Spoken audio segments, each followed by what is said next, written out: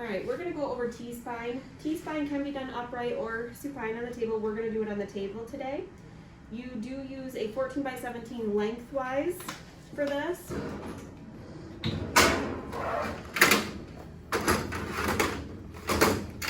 I'm also going to move my bucky tray up to the top of the table because I know I'm gonna be centered more towards the head of the patient.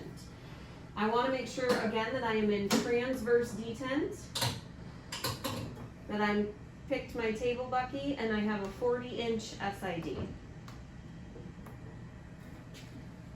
Dressing instructions for the patient is going to be everything from the waist up, off, shirt, bra, if they have any necklace on, or any earrings that would hang down low.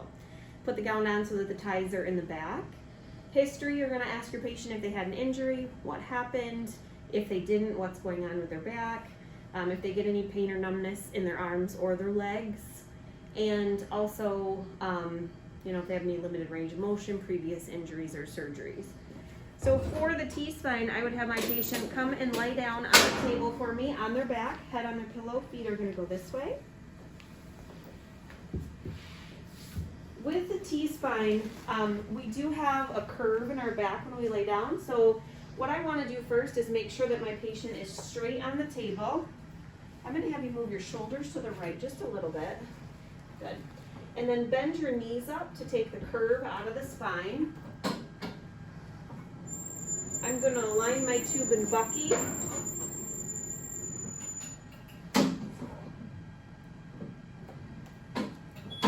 Another thing that I want to do is make sure that the pillow is not under the shoulders, because the fill of the pillows will show up in the anatomy.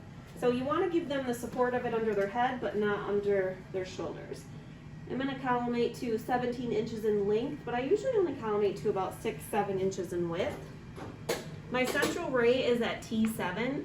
To find T7, it's usually about 3 to 4 inches below the jugular notch, but I want to also make sure that I have about an inch of light above the shoulder, and I want to center at the mid-sagittal plane. You can put your marker in the little bit of light above the shoulders or at the bottom of your light on the patient, if your site is okay with that. For this one, you want to take in a breath, blow it out, and hold it out, and then you would expose. For the lateral, you're going to have your patient go ahead and roll onto your left side so you're facing that wall there. Bring both shoulders and hands right on top of each other. Bend your knees a little bit, both feet right on top of each other. I want to make sure that my patient's back is straight. I'm going to pull you back just a little bit. I want to make sure both shoulders are on top of each other and both hips are on top of each other. Bring this shoulder back just a little. And then I still want to center at T7. I can use the hang 10 method for this. Center at the level of T7. And then I want to be back about an inch posterior to the mid-coronal plane, because there is a curve of the T-spine, so I want to come back to match that curve. If you do have a sliver of light, you can put your marker there, or you can put it on the anterior side of the patient here.